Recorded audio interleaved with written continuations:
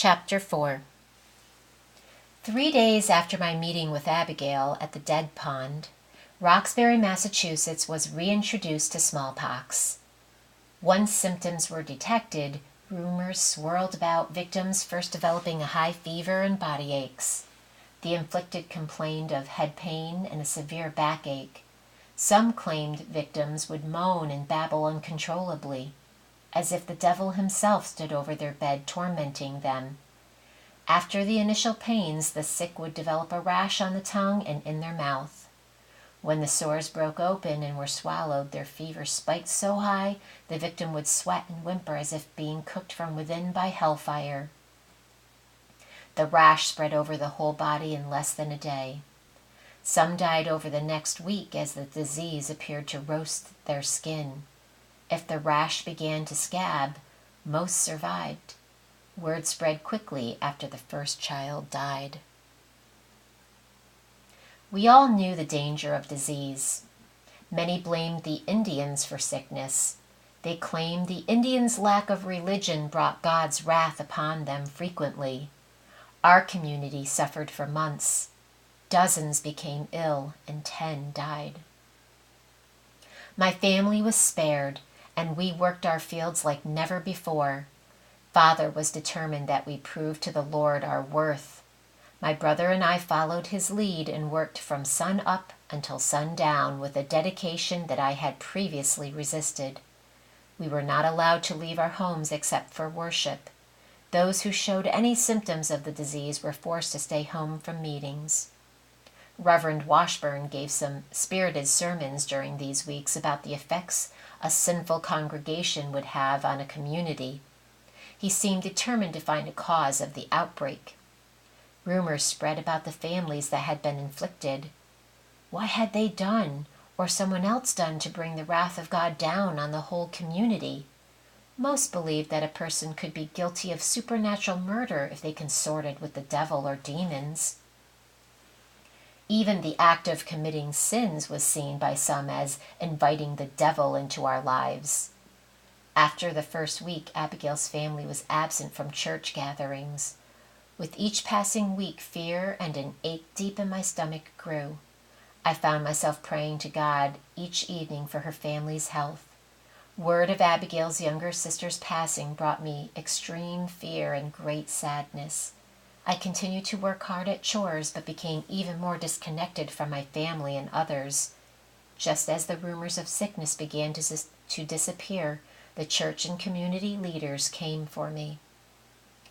Micah and I were chopping wood as Reverend Washburn and 2 officials entered the yard. Accompanying Washburn was Goodman Thatcher and Reverend Owen, who sometimes filled in at the church. Thatcher was responsible for detaining criminals in a room that had been built as an attachment to his home. Our community had no real jailhouse, although one was planned. Reverend Washburn glanced in our direction with a look of disappointment in his eyes. He continued toward the house where my mother greeted him before he had even knocked. Mother looked concerned but had a smile on her face and greeted the group of men cheerfully. Father was now headed toward the house from the barn.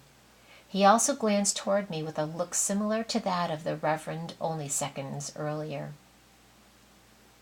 All of the adults headed inside.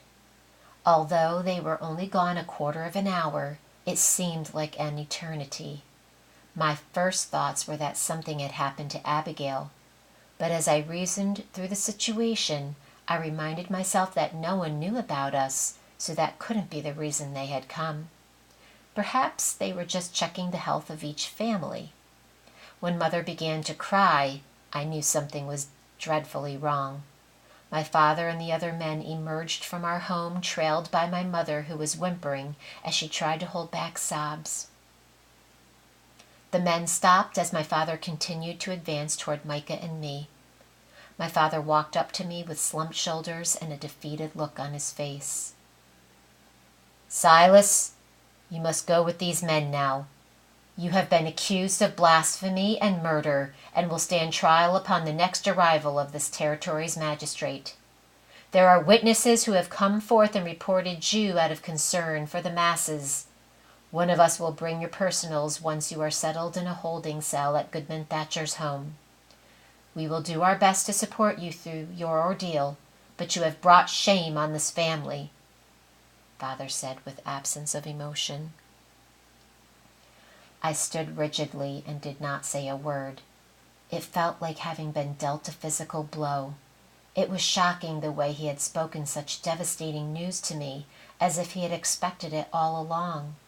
His tone had been even. There was no hope in his voice, and as I walked away from him toward the men, a feeling of guilt began to arise, engulfing me. I looked into Mother's eyes as the men approached.